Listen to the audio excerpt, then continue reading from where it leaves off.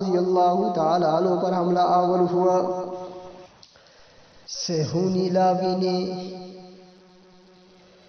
یہودی اور عیسائی لاوی نے فاروق اعظم کے دور خلافت میں فتوحات کا سیلاب دیکھ کر کہ فاروق اعظم کی فوجیں جدھر جاتی ہیں فتح و نصرت سے ہمکنار ہو کر واپس آتی ہیں، اگر یہ دور ذرا بڑھتا ہے تو عیسائیت اور یہودیت کا نام ہی ختم ہو جائے گا۔ اس منصوبے کے مطابق، اس سازش کے مطابق